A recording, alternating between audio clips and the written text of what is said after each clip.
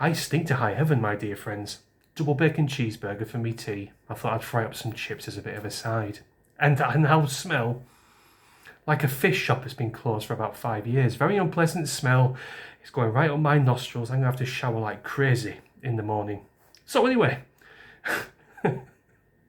mindless, useless information aside. Hello again, chaps and chapettes. How are we all doing? It's lovely to see you all again, as always.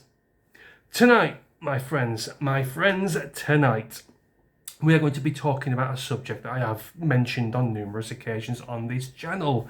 It is about how namby-pamby, pussy-whipped and soy milk latte the Gen Zers in this day and age actually are. And there's a story that I've managed to unearth that actually cements my many rants and raves about this particular subject, which I'm actually quite pleased about.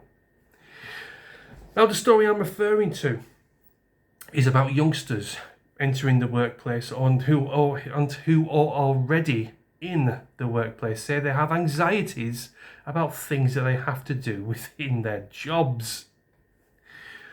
Madness, I hear you say. Yes, maybe, but nonetheless, let's have a look and see what's going on here, shall we? This article starts under the headline, "Young workers are refusing to go into the office because they are scared of making telephone calls."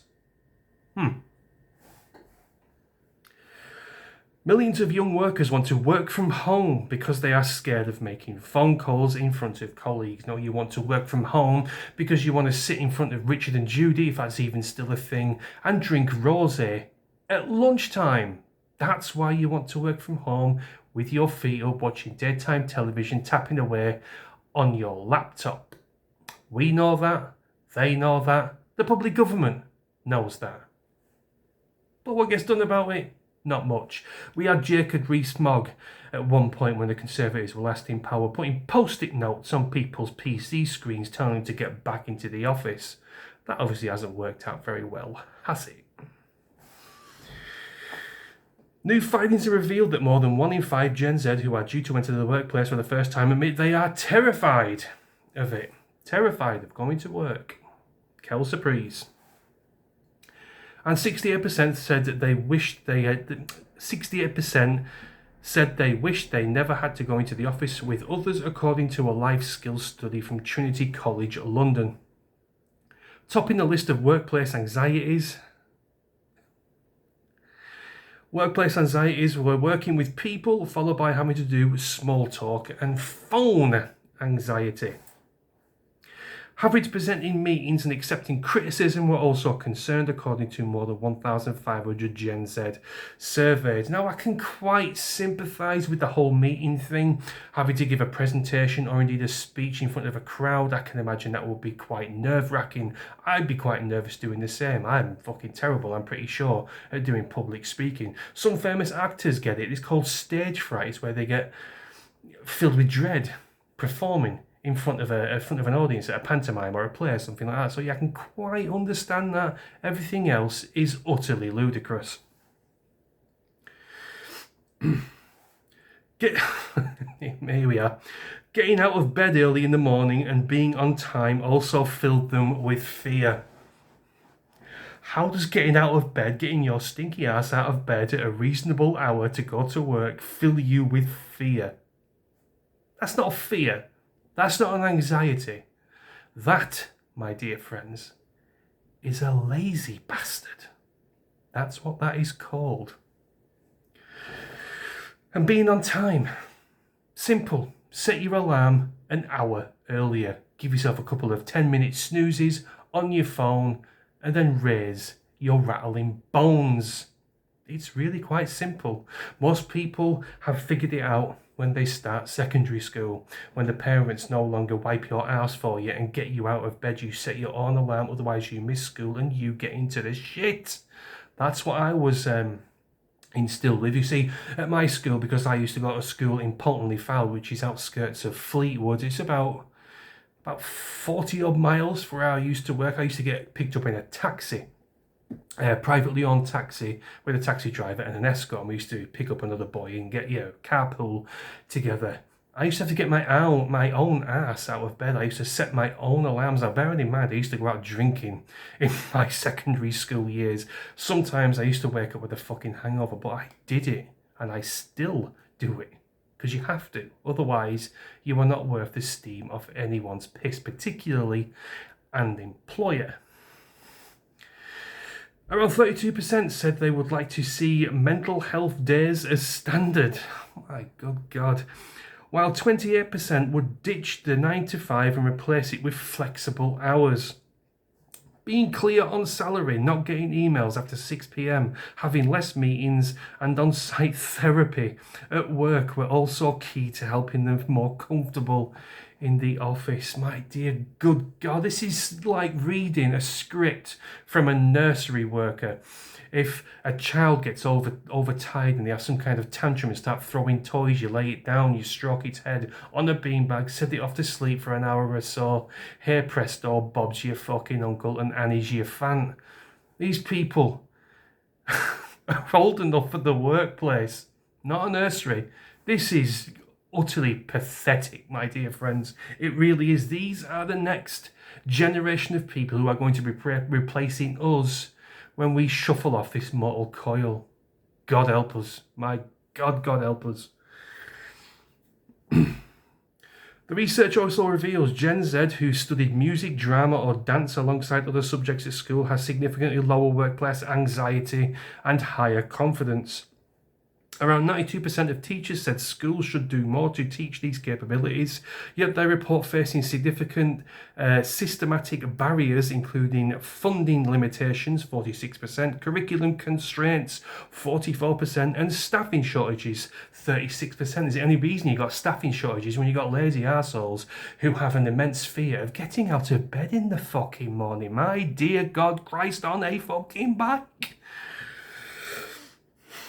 Dr. Eleanor Anstred, Chief Academic Officer at Trinity College London, said while nearly half of Gen Z are looking forward to starting their careers, our research shows that a significant proportion still face workplace anxieties that shouldn't be dismissed.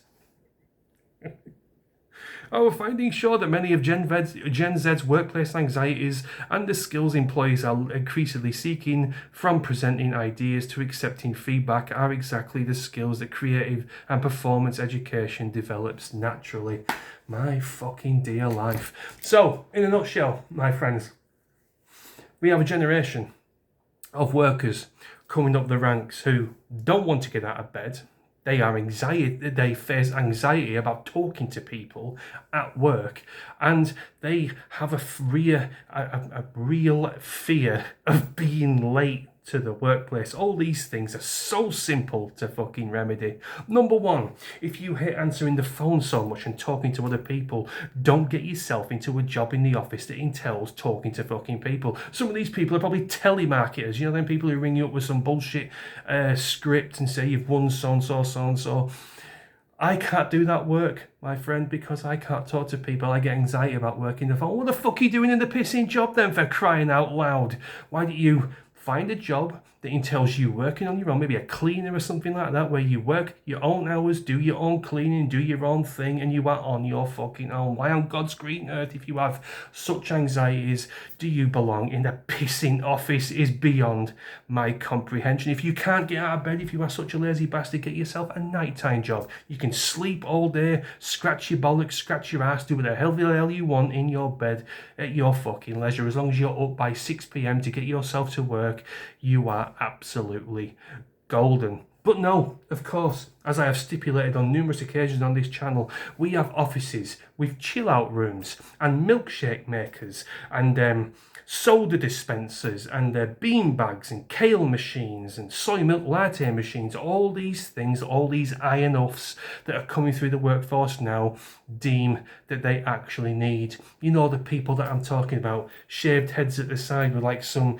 weird curly bushy bit at the top of the fucking heads. I've seen these people wearing these skinny jeans and their Converse trainers and their fucking pink shirts with their very effeminate voices. Oh, I used to, oh, did you see the, oh, I don't know, EastEnders at the weekend? Oh, wasn't it great? Did you see Pauline Fowler? Wasn't she an absolute minx? For fuck's sake, Jesus Christ. bollocks need to be grown, my dear friends, at a fucking rapid rate. Otherwise, we are going to be going down and further down the shitter.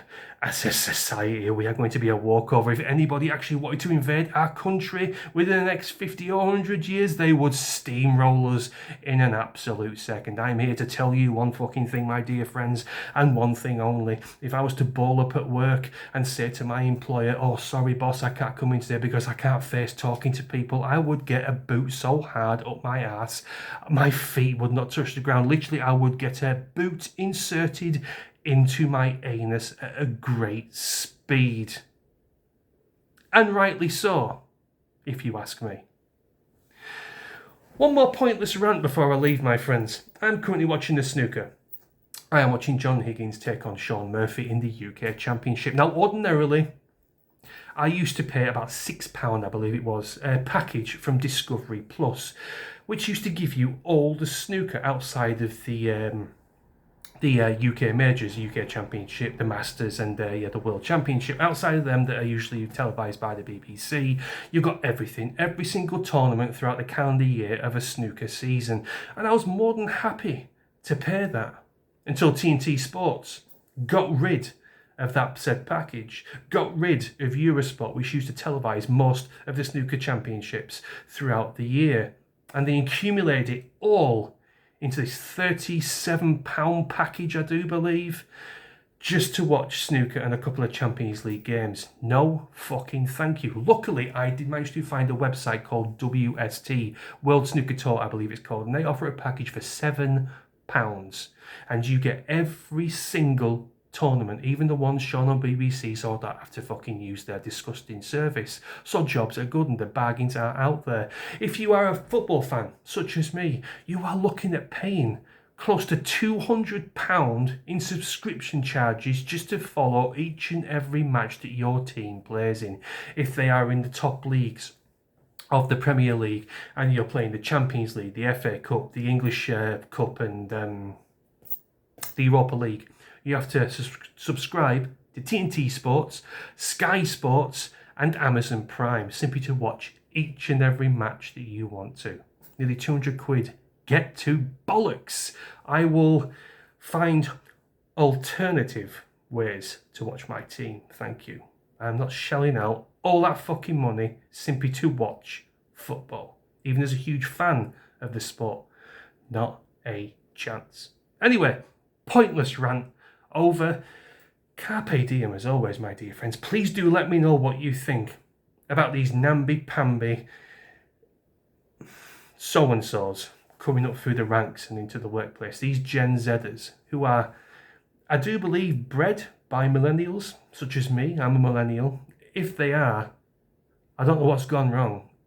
I would be appalled if one of my kids came up and said to me, I didn't go into work today, Dad. I couldn't face answering the phone. I don't care how old they were, they'd get a clip round the ear and I'd match them down to the fucking employee's office myself. Believe you me. So yeah, let me know what you think in the comments, my friends. Carpe diem, and I shall see you in a bit. Cheers.